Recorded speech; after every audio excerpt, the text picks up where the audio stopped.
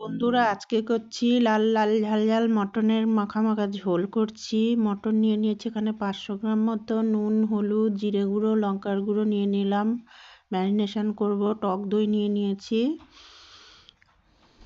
আর একটু সর্ষের তেল দিয়ে দিলাম। এবারে ভালো করে মাখবো। খুব সুন্দর করে মেখে নিয়েছি। এবারে অনেকক্ষণ রেখে দেব। পেঁয়াজ কুচি, রসুন, আদা আর কাঁচা লঙ্কা নিয়ে নিয়েছি, এগুলো মিক্সিতে পেস্ট করব। কড়াই বসিয়ে দিয়েছি, সর্ষের তেলে রান্নাটা করে নেব। তেল গরম হয়ে গেছে, আমি আলু দিয়ে দিলাম। আলু ভেজে নেব।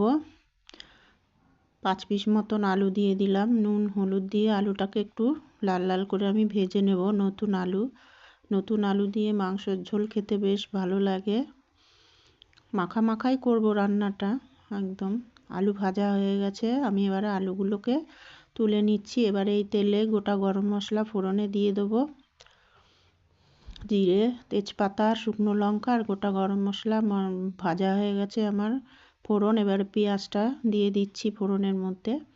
পেঁয়াজটা এবার একটু লাল লাল করে ভেজে নেব।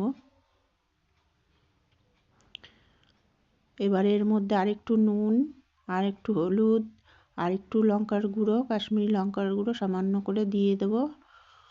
মাংসর মধ্যে তো মেখেই রেখেছি, আবার একটু পেঁয়াজে আর একটু দিয়ে দিলাম মশলাটা, তাহলে কালারটা ভালো হবে মশলার। আর এখানে পেঁয়াজ, কাঁচা লঙ্কা, আদা, রসুন সব পেস্ট করে নিয়ে মশলাটাকে দিয়ে দিলাম। আজকে টমেটো দিইনি, যেহেতু টক দই দিয়ে মাংসটা হবে। ভালো করে মশলাটা আমি কষিয়ে নিলাম। এবারে ম্যারিনেশন করা মাংসটা আমি দিয়ে দিলাম কড়াইয়ের মধ্যে। এবার কষতে থাকবো।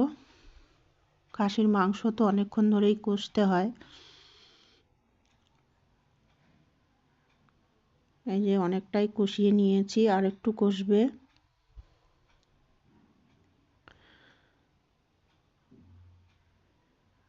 তো বন্ধুরা, লাল লাল মটনের ঝোল কে কে খেতে ভালোবাসো? সবাই ভালোবাসে। তো দেখো আমার রান্নাটা কেমন করছি আমি। কষা হয়ে গেছে, এবারে একটু গরম জল দিয়ে দেব, ঝোল দেব।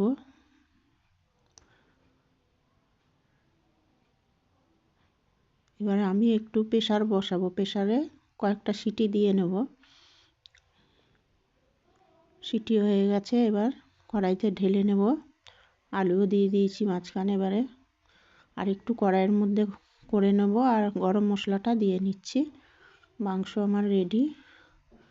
খাসির মাংস তো একটু প্রেসারে না দিলে ঠিক নরম হয় না। তো রান্নাটা কেমন হয়েছে জানাবে। টাটা।